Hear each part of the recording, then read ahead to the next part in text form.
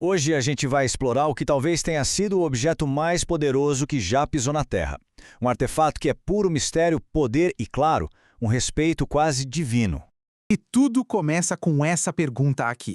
Pensa na cena. Exércitos gigantescos, guerreiros super experientes, todos paralisados de medo. Não por uma arma que eles pudessem ver, mas por uma caixa de madeira toda ornamentada. Como assim? Como isso é possível? Para a gente conseguir entender isso, a gente precisa olhar além do que parece.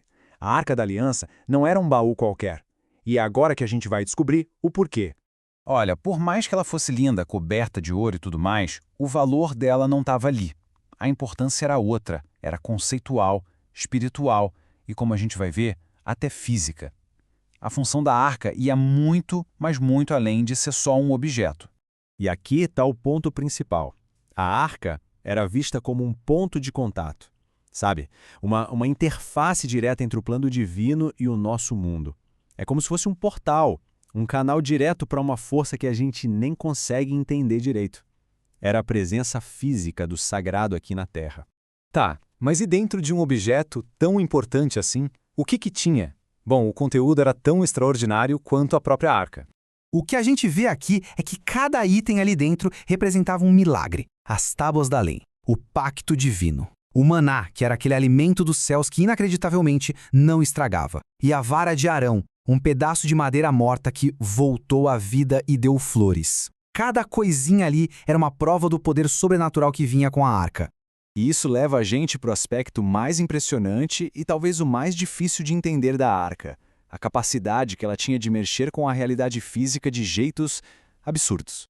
Porque, sabe, além do significado religioso, além dos itens que ela guardava, a arca agia. Ela era um objeto ativo. Física sobrenatural. Acho que essa é a melhor forma de descrever os efeitos que ela causava no mundo. Efeitos que pareciam quebrar qualquer lei da ciência que se conhecia. A arca não era só um símbolo, não. Ela era um instrumento de poder. E aqui dá para ter uma ideia da escala desse poder. Os relatos falam da arca abrindo o rio Jordão no meio para passagem de pessoas, derrubando as muralhas de Jericó só com a presença dela e, o mais assustador, liberando uma energia mortal em quem tocasse nela sem permissão. Era, na prática, uma fonte de energia perigosa, instável. Bom, com poder desses, é óbvio que a gente chega na pergunta que fascina todo mundo há séculos, de caçadores de tesouros a historiadores. O que aconteceu com ela? Depois de ser a peça central de tanta coisa, a arca simplesmente some dos registros. O objeto mais poderoso do mundo, perdido. A grande pergunta é essa: para onde ela foi? E aí surgem várias teorias, uma mais intrigante que a outra. Tem gente que acredita que ela foi escondida em túneis secretos lá em Jerusalém, debaixo do monte do templo, esperando para ser redescoberta. Uma outra tradição muito forte diz que ela foi levada para a Etiópia e está lá até hoje, guardada em segredo.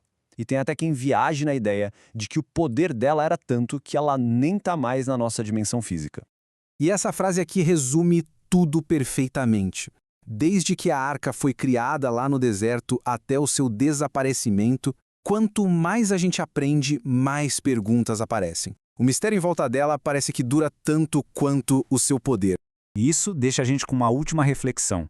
Se uma coisa como a Arca da Aliança existiu, com essa tal física sobrenatural, imagina só que outros segredos, que outros códigos de poder e conhecimento não estão por aí, escondidos em textos e artefatos antigos, só esperando a hora certa para serem decifrados.